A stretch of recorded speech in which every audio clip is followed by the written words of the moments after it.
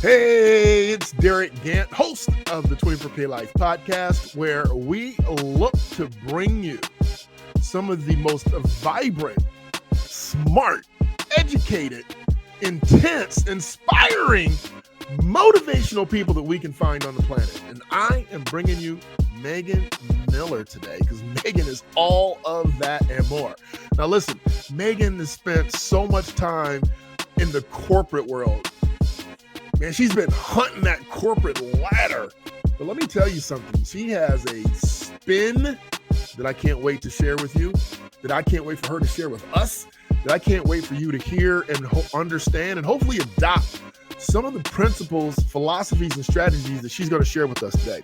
Now, I'm asking that you like, share, and subscribe to our YouTube channel. It is the only way we can reach the people that we know we are intended to help live a 24K life in the best possible way, at the best possible level. And with that, we're going to bring Megan in and we're going to let her espouse some of her insights, wisdom, and greatness. Megan, how are you?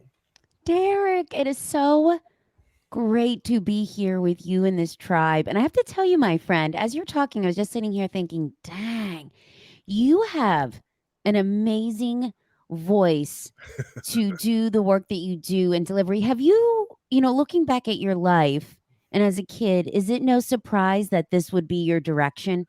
It is a surprise. I didn't even know I had a voice, to be Mm. honest, until I started, doing this. And then when I got a really good microphone, I was like, ooh, it's like even a little better. But I did know that I was in the universe of communication. And the only reason why I knew that was because it was the only class I excelled at in college. I mean, I struggled through economics, I struggled through finance, I struggled through statistics.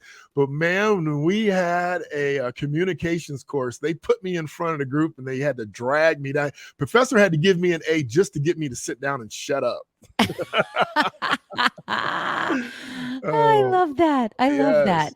So tell us about you. Give us your background before you give us your foreground. Yeah. Oh God, Derek, how much time we got? We got time. We You got know, time. this is one of the things I love about this community you're doing with 24K Life is having people share their stories, real life stories. Not the celebrities, not the the big names with all the lights that you think that's great that worked for you, but how's it going to work for me? I think there's so much power in real life humans like you and I sharing our story and our journey. Right. So for me, Derek, my journey, and here's what's so crazy, I never even realized it. I spent the majority of my life, and I still struggle with this, with being addicted to achieving. Yep. I grew up with a single mother household. God bless anyone who's listening who's a mama. I don't care if you're doing it with a partner or not. You're superhuman. You're superhuman. I could not agree more. Right? God bless the mamas. So my mom was 23. She had two children that she raised by herself, single-handedly, worked two jobs. I was a chubby kid from central Pennsylvania that had a speech impediment. And Derek, I scored 600 on my SAT scores. That's no lie. I lied about that till my late 30s. Like, who gives a fuck? And so my whole life, Derek, I believed that I wasn't worthy, that I wasn't good enough, that I didn't have much to contribute, these stories that I told myself. And when I came out into the world and found the first thing that I was good at, like you felt in that communications class, for me, it was this job in sales. And it, Derek, was like a drug, man, because it was the first thing that made me feel validated and worthy and good. And so, like a drug, I became addicted to it over the next 15-year journey in sales and hospitality sales. I kept telling myself this: I'll be happy when. Mm, I'll be happy when I get that next promotion. I'll be happy when I get this in the bank account. I'll be happy when I can drive this car. I'll be happy when I can fit in this size jean. And then you get the thing and you're like, nope, that's not it. That doesn't satiate the appetite. So you think it's something else. So you keep hustling up this ladder that never ends because it's you right. versus you. Yeah. And Derek, for me, the story that I told myself is once I get this corner office job, once I run sales for this $1 billion hospitality organization, man, Derek, that's going to fix all this shit that's fallen apart in my life. Right. And then God, universe, divine, whatever word you want to use, has such a sick sense of humor. I get the corner office job and I have a mental breakdown on the busiest highway in Philadelphia. Are you kidding? Talk about the irony in that. Isn't that such an like a I guess you would even say serendipitous moment where my whole life was spent being busy so I wouldn't have to feel, Derick. I didn't even realize this. The screens, the emails, the booze, the food, so I wouldn't have to feel the uncomfortableness. And then I have a mental breakdown on the busiest highway. Wow. And I realized, Derick, in that moment, I think we all have those life tattoo moments where life has to bring you to your knees for you to break through. Mm-hmm. And as I was sitting in that car, I can go back there like it was yesterday. This was 7 years ago. And the car shaking, Mack trucks are whizzing by. And I'm sobbing, thinking to myself, how did my life get here? And I think we could all write that same memoir at some point in our life. How did my Wow. life get here? So you're sitting on the busiest highway, not moving, and trucks are whizzing by? Yeah, I had to pull the car over because Okay. I was sobbing and it hit me just like this. But here's Right. the thing, Derick. If I really look back, there were so many signs building up to this that I just ignored. Mm. And I think we all do that. We all ignore these inner gut whispers and we go to the thing that gives us the certainty, whether that's the booze, whether that's the food, whether that's the relationship, the Right. screen, All whatever. right, but you got to stop being coach for a second because that's excellent. But I got to know about this highway thing. Yeah. So you pull over. Yeah. You pull over. You're sobbing. How long are you over there? Are you there 5 minutes, 10 minutes? You don't know. I mean, how long are you there? I can't tell you the time. Okay. It felt like eternity, but Yeah, I maybe it was bet. only a handful of moments. I mean, I Okay. can remember the car. I can remember sobbing. I remember it whizzing, and I remember the conversation that I had with myself.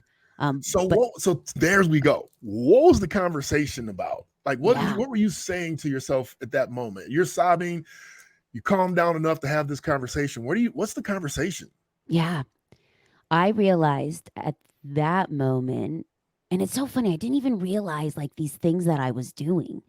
So pop in the Lexapro, binge drinking, the loveless relationships, the overspending. I never even realized that I was doing all that. Okay. And that came crashing to me to realize, oh my God, Meg, look at what you're doing.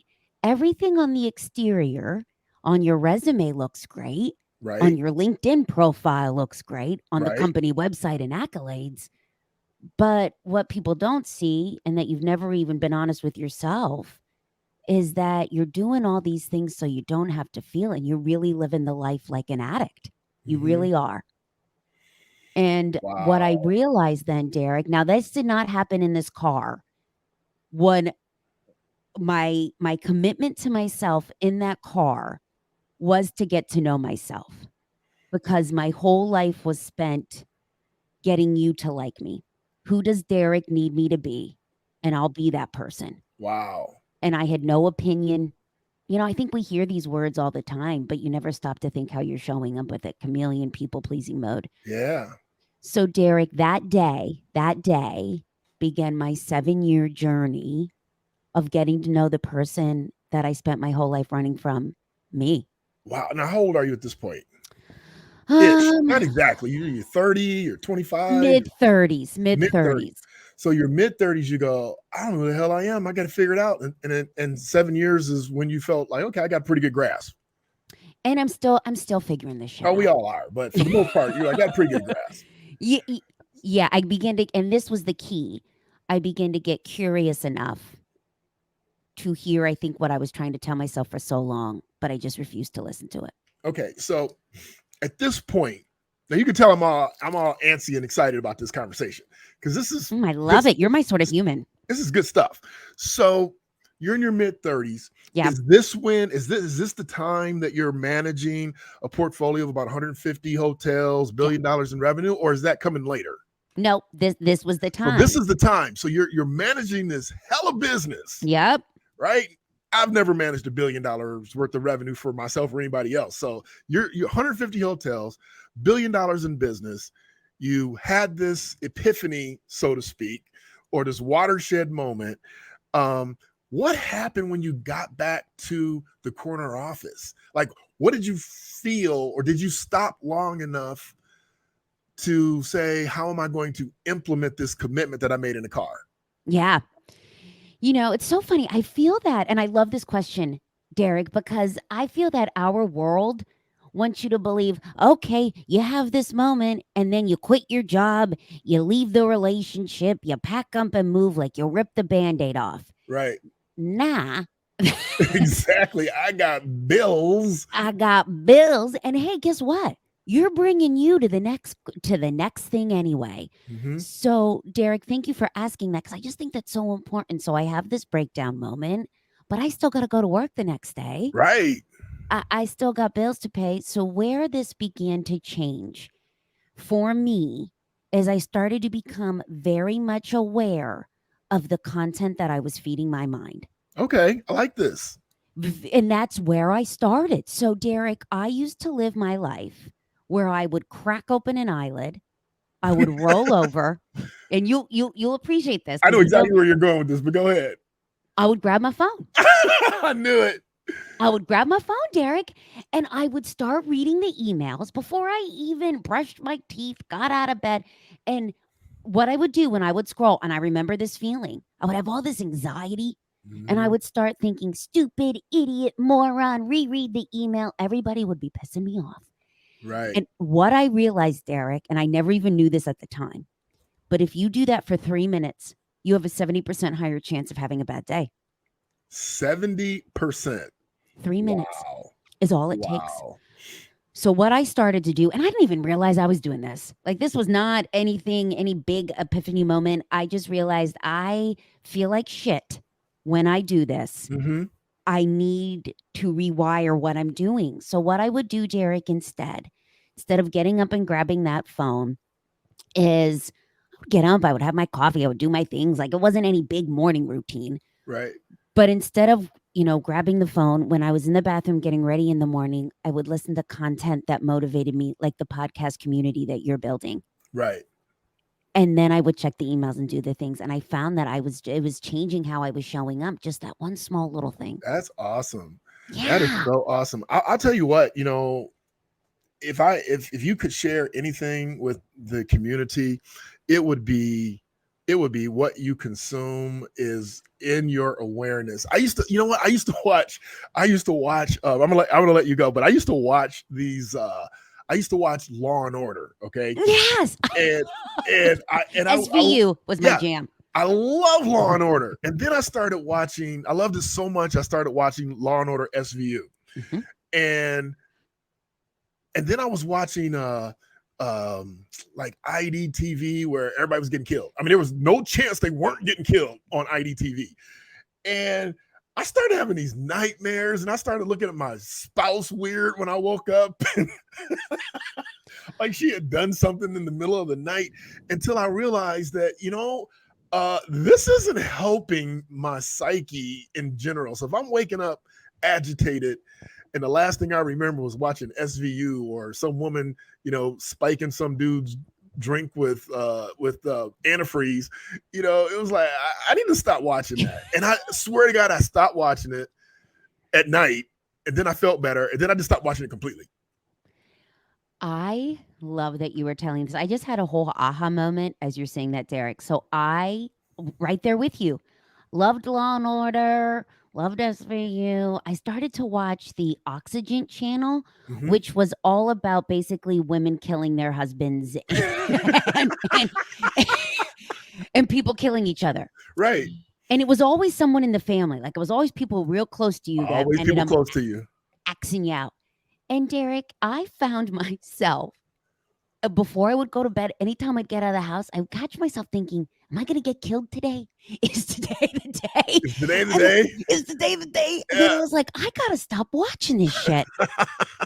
And as you're saying it, I just had this whole moment, and I'm sure you've seen it online. It's so annoying, these memes or gifs or Yeah. whatever the cool kids are calling them online about these sayings, but they exist for a reason. So the one thing that, as you were talking, that it made me flash to was, and I'm sure you've seen it, that if you want to look at anyone's life, look at their habits.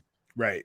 And that just makes me think about these small things that are so powerful that you're not even aware that you're doing. But when you can pause it and rewire it intentionally, how powerful it is. So how you get up in the morning, if you're getting up and you're going right to that phone, or just taking a moment to listen to some powerful content, what Right. you're eating, if you're going for the Twinkies or the Oreos versus something that's a little healthier, Right. how you're moving your body. If you're so exhausted at the end of the day that you just want to plop down on the couch with a bottle of wine, your phone in the other hand, TV on, or whether you're moving your body, how you go to bed at night, like these small little decisions that you make every day that lay the foundation for your life. Absolutely. And we are, led to believe that they're insignificant, but they all add up to something much bigger. And one last quick story. I just think it's hilarious. And I know this is your interview, but it's just hilarious to what we're talking about. So I used to work in this office, 65 ex-athletes like myself, or at least most of them were ex-athletes. So competitive, aggressive group of guys. You'd go in there and you're grinding, you're hustling, you're laying, you're staking your claim. And, and like most minorities, even being a woman minority, you find yourself as like one of very few. You were one of very few in a court with a corner office. I will bet you were one of very few that had a corner office. So I was like the only minority in the whole building. So I was super competitive. So anyway, I used to listen to DMX. And I don't know if you know who DMX is, but DMX the dog, he barks and growls. Unfortunately, that's a great DMX bark, by the way. Well, thank you. So, so I used to listen to DMX before going to work. Now, I'm an investment advisor, so I'm going to work with French cuffs and cufflinks and tie. And, I'm listening to this music, and I get out of the car and I go in the office. And after about a month and a half, and this is every morning, it was just played in the car. I just automatically had it ready to go. And I get in the office and I started, people say something, what? And that's one of DMX's thing. You go, what? And so I start going, what? Somebody say something to you, you can hear him. Instead of saying, excuse me, I start barking at him like, what? Just aggressive. Now, I'm 6'3", African-American ex-athlete, 235, 40 pounds. So I'm already intimidating type guy. And then you go in with this attitude of aggressiveness. So one day I'm talking to my brother. And I go, dude, I think that DMX is going to get me in trouble at work. He goes, what are you talking about? He goes, never mind. I know what you're talking about. I had to stop listening to it because I've been listening to Public Enemy going into work, barking at people and being all aggressive first thing in the morning.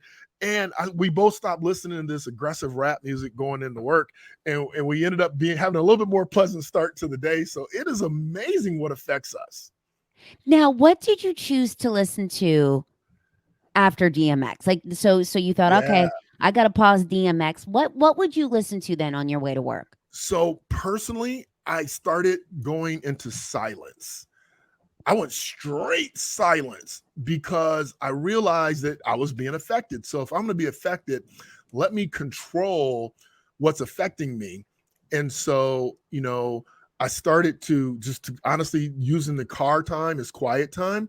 And if I didn't do that, I would probably, honestly, at that point in my life, I was listening to Tony Robbins, a big Tony Robbins fan. And so I'll be listening to him, The Power Within, one of his lectures. But yeah, that's what I was doing. How about you?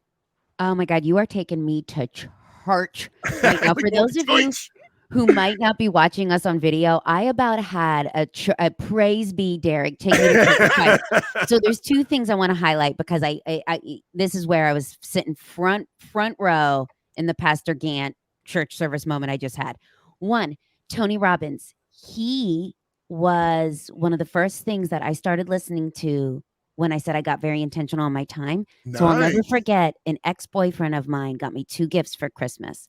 One was anti-aging cream. And I remember thinking to myself, oh God, if this is the first gift, what's the next gift going to be? Right. And the next gift, and you'll appreciate this, Derick, and I'm going to age myself with it. It was one of the box CD sets. Remember those that used to... for sure.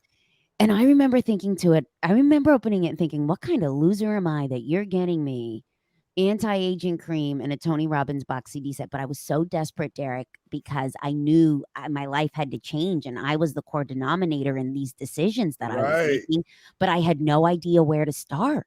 And that's the hardest thing. And when I started to listen to his words, man, it began to change some of the conversations I was having with myself. So I would task you all, listen, it doesn't need to be Tony Robbins. It can be whatever feels right to you, but be aware of what you're listening to. And then So, but let's jump into that. yeah. So, because you're the expert, so somebody's having an issue. 35-year-old person in corporate America, they're struggling and they Mm, don't really know why, but they do know they need to make an aggressive change. They decide that it's a personal development change. There's so much noise, Megan, out here in this universe, and there's so many gurus and so many life coaches that haven't studied themselves, let alone anybody else. Where should that person start? And I know there's no one starting block, but what's the steps? Because you kind of fell into it with the ex-boyfriend that said, yo, check this guy out. And it was a blessing in disguise for you. But where, if you were going to be intentional, given that you're intentional today, where would you tell them to start?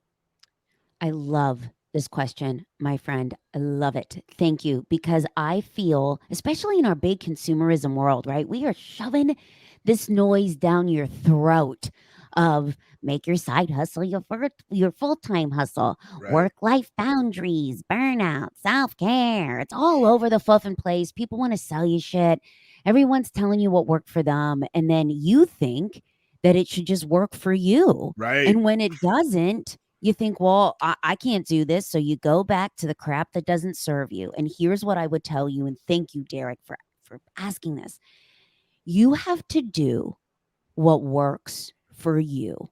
Let me repeat that again. You have to do what works for you. Someone tells you they work out in the morning. It's the best way Mm-hmm. to start their day, but it doesn't work for your lifestyle. It doesn't work for your lifestyle. Find another opportunity to move your body.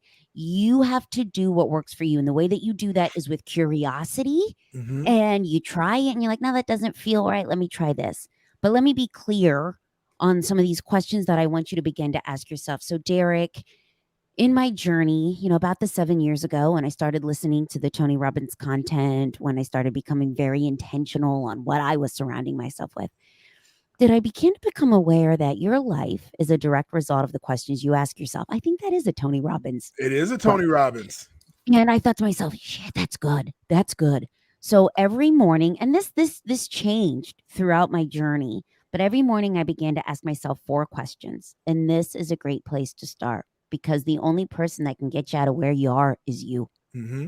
And you have to give yourself silence to hear what you need. And you can do this in 3 minutes. You can do this in 5 minutes. You can do this in 10 minutes. You can do this in the car on the way to work. You can do this when you're dropping your kids off afterwards, how you can do it in the parking lot of the grocery store. Right. Here are the 4 questions. 1, how am I feeling today and why? You got to be honest with yourself. Okay. We think that we can put it all in here in our brains and we can hold on to it, but no, you gotta release it. How am I feeling today and why? That's it. Simple question. Love it. The second question, what is one small act of service I can do for someone else? This is not groundbreaking stuff. We hear this all the time, but the reason that we do is because it's so powerful. So for me, I started to think, okay, well, what is one thing I can do for someone else? Whether it's a love note for my husband by the coffee machine, whether it's sending a note to that colleague that said, hey, you killed that presentation yesterday, whether it's sending a text to a friend that said, hey, I was just thinking of you. One small act of kindness, it is a power move. I love it. I'm telling you, and you will show up differently. And I will tell you this, Derek, 98% of the time when I send the message, I get a message back that says, you have no idea how bad I needed that. Mm. We have tendency to think everyone else has it figured out but us. But here's the thing, we're all just hanging on and we're all just figuring it out. And so it builds this connection and community. And then the third thing that I would ask you to do is, what is one thing that I can do today that'll make me happy and inch me towards my goals? So here's what I mean by that, because I think that goals is kind of a abstract word, and you think, well, what the heck's that? Let's just say you tell yourself, you should all over yourself, that you want to write the blog post. It's blocking 10 minutes to write, or you want to write the book. or whatever it is. Maybe you want to be a YouTube star. It's blocking 10 minutes to record a quick video. Let's Mhm. say you always wanted to say you wanted to do the salsa dancing class. It's booking the salsa dancing class or looking at one by you. Let's say you're feeling a little stagnant and you want to grow, but you don't know where. It's signing up to do master class or signing up for a course. Just one small commitment, one micro step. You keep telling yourself that you want to lose weight, feel like crap in your body, and you keep telling yourself you're going to work out, but yet you don't. It's blocking the 10 minutes in your calendar and going for the walk outside, taking the dog for a walk. Excellent. That small, it's a micro step. And then the fourth question, the final question that you ask yourself are, what are 3 things that I'm grateful for? Because here's the really cool thing that happens. When you change from expectation to appreciation, I think that's another Tony Robbins quote. You begin to show up differently because what you look for, you find. And I read Mhm. this quote the other day and I loved it. And I have believed this in my own life. You don't experience life, you experience the life that you focus on. And Yeah, there you go. when you ask yourself these 4 questions and then you keep the commitment to yourself, that's the other thing. Don't cancel on yourself because someone else threw something in your calendar and then you say you're too busy.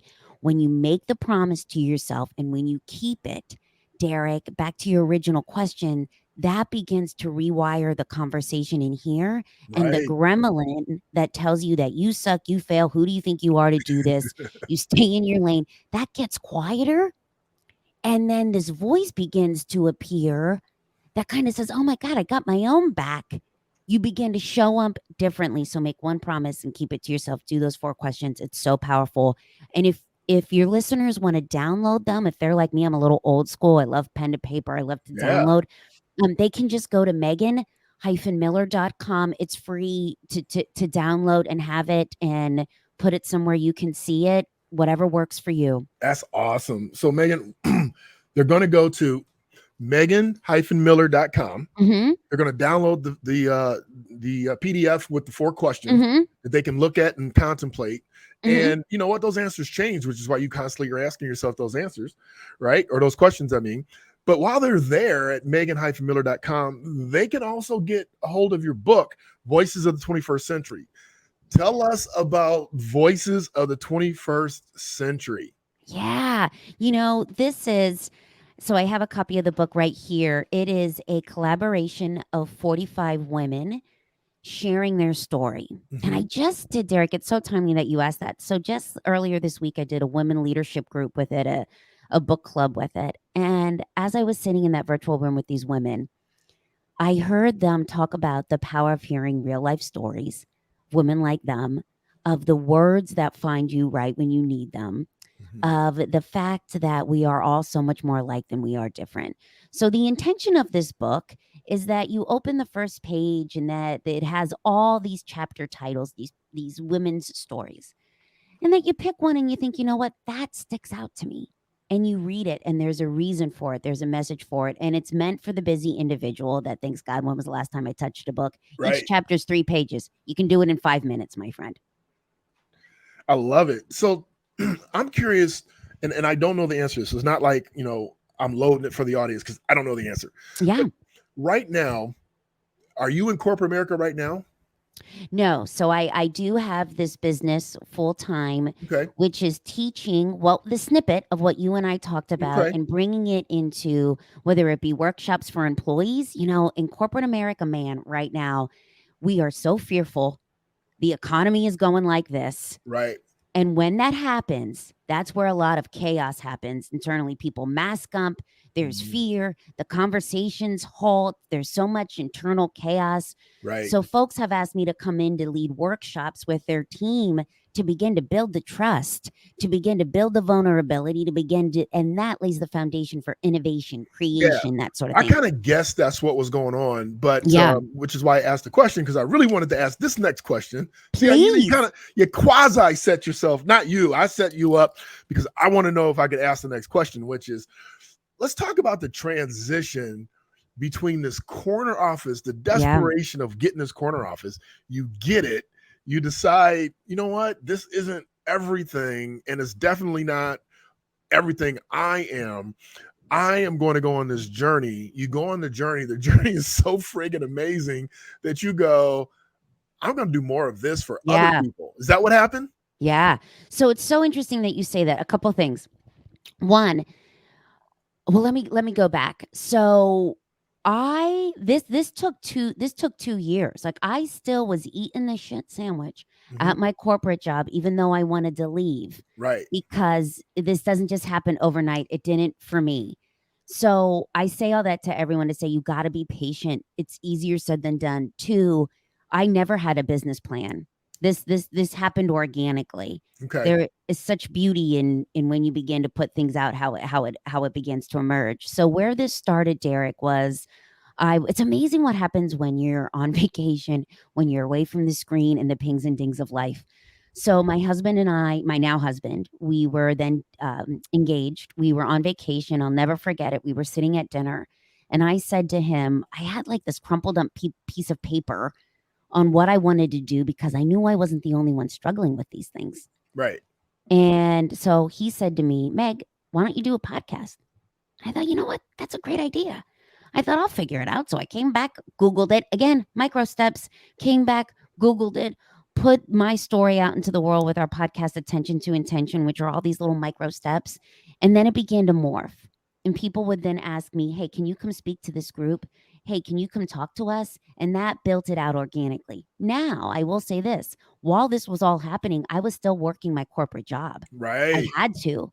So that happened for 2 years. And then the other thing I want to tell you, Derek, while we're talking about this, is when I finally left, and it took a long time for this to happen, but when I finally had the business built up enough where financially we were stable enough where I could depart, Hmm.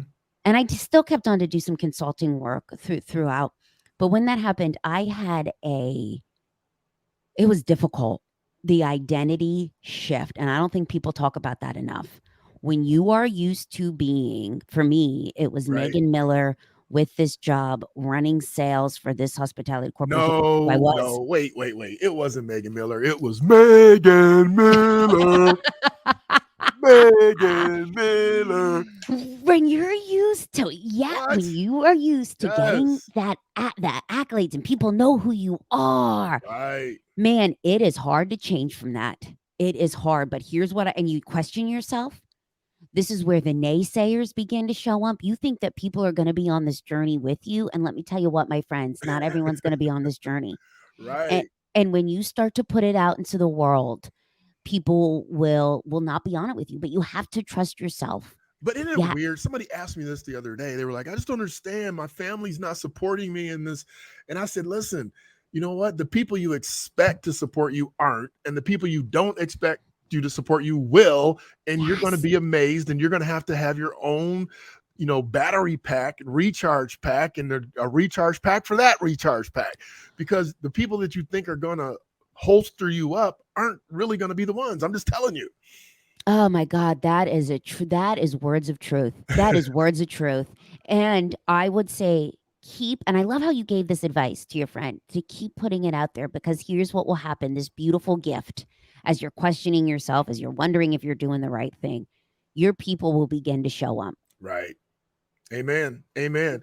That is so awesome. I love your story. And obviously your your fiance now husband Yeah. was a big cheerleader. So he was one of the people that because you remember hearing some of the Tony Robbins stories where he'd be in a crowd and people would go home and their spouse would beat the living hell out of them emotionally because they wanted to be this better person Yeah. and it was their spouse beating them mentally, I'm not, or emotionally, not. And so to have at least that one ride or die is so important. But what happened? What do you recommend to women? And I'm saying women specifically because society doesn't really host men in this light. But for women who want to make this transformation and they don't get that support from a significant other, how do Yeah. they continue to move forward? Oh, you got to trust yourself, girl. Yeah. You know what you need to do. You know what you need to do. And you have to do it one little micro step at a time. Make a promise to yourself and keep it, regardless of who's not on the ride with you. I was just telling a Right. girlfriend this the other day. Yes, my husband has been amazingly supportive. Yes, he has given me the strength to begin to get to know myself. I think good love has a way of doing that to you. Gives you Mhm. courage to put down the walls that you've hid behind. Right. But Michael could not see what I saw with building this movement, nor should he have. It was my vision. Right. It's me. I knew, and I kept saying, I know that this is my calling. I know that I am meant to go down this path. So I would say to my friend listening who does not have the support from their partner, you got to trust you. You Right. know what you need to do. You got to trust you. Well, I love it. So with that, I'm going to ask everybody to check out meganmiller.com. There's a hyphen in the middle of Megan Miller, meganmiller.com. And also, you should probably check out her Micro Step Monday newsletter. You still kicking out the Micro Step Monday newsletter, Megan? We sure are. I can't think of a better thing as you're going through all your emails on a Monday, one intention for the week. And Derick, if I can share that we just had a TEDx talk come out. I say we because I believe it's our collective movement. Mm-hmm. And I would love if you popped in your earbuds and listened to that. What's the I name of the think talk? Detoxing off the drug of achievement. Now, can we find this at meganmiller.com or do we need to go somewhere else to find it? Yeah, if you just Google it, it's not live on the site yet on our site, but if you just Google Megan Miller TEDx talk, it will come up. Excellent. And I would love for you to pop in the earbuds, take it for a walk, take it in the car. Like Derick had said, listen to it in the morning when you're driving. It hits a lot of these points that we've talked about here home, and I would love to give you the courage to be vulnerable with the person you've never been taught how to talk to, you. Right. All right. I love it. I love it. Now, I was done, but now I'm not. So We opened a yeah. Pandora's box. I So love it. I no, love it. it's more of a technical question than a personal interest. So I've given a couple TED talks, right? Yeah. And my talks, not my TED talks, but my normal talks are like, okay, what do you need? And I show up and I just rock the house. That's just what I do. Yeah. But this TED talk thing, it was a whole different structure and animal. How did you prepare to deliver such an amazing message in 18 minutes or less? Yeah. Derick, it's so funny that you bring that up. I am such a checklist person, type A, Right. that the whole time leading up to it, I was, preparing, doing the things, and I just thought it would be another check off the box.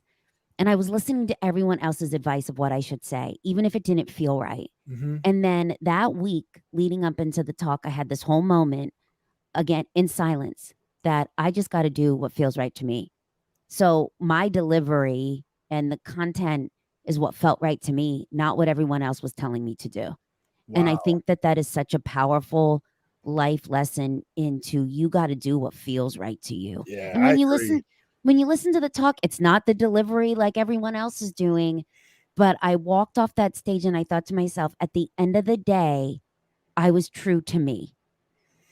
Yep. And I had a girlfriend tell me this once, because our digital world, man, you can get sucked into the likes and the downloads and the things and all the metrics, and it can really mess with you, and you can Right. begin to think, is my message right? Like, what am I doing? And she had said to me, Meg, when you put it out into the world and it feels right to you, that's the only metric that you need to gauge by. That's a good metric. She's a good girlfriend. I thought, You got a good yes. crew. I like your crew. Michael and your girl. I like your crew. Derick, you're part of iCrew now too. All right. I'm taking it. And you're to mine. Well, thank you so much. Hold on. I'll be right back. All right, everybody. I love it. I told you it was going to be juicy. Corner office breakdown on the expressway. Not only the expressway, the busiest expressway, but she handled her business and she didn't let it go. Did you pay attention? Did you listen to what she was really saying? 7 years of self-discovery after the age of 35. 7 years. That wasn't overnight. And then when she got there to where she felt great, she felt good, she felt comfortable, and she says, I want to do more of this. Then she took 2 years to transition from being a corporate rock star Did you hear what she said? 150 properties, over $1 billion in revenue. And then she told you about how difficult it was to change her reality, her titles. You know, some people get caught up. I'm a dad. I'm a mom. I'm so-and-so's mom. I'm a tennis player. I'm a basketball guy. When you switch that identity, do you really know who you are, and where you're going? So we're going to ask you to go out and check out Megan's TEDx talk. So Google her, Megan Miller, TEDx. And we're going to ask you to visit her website. Check out her Monday morning newsletter. I think these are the 4 questions she offered are great questions to consistently ask. You already know I have a planner, and we have something similar, but they're not really questions that you repeat every day. I like her questions. I think you should use them and apply them to your life if you want to be better. Now, the 24K Life Code is all about helping you to figure out your strategy, your code, your DNA, your matrix to your success. And if you listen to this podcast carefully, she said that. She said we all have something different, and whatever you did might not work for me, but you can figure out the code. Those 4 questions help you get closer to your code. And once you figure it out, man, you are ready to rock and roll from there. Hey, share, and subscribe this. That's the only way we can help other people figure their code out at a level that will help all of us rise, right? We all rise on high tides. And with that, I want you to understand that when you are your best and you bring your best, you leave very little chance. I'm Derick Gant. Be your best, bring your best, leave nothing to chance.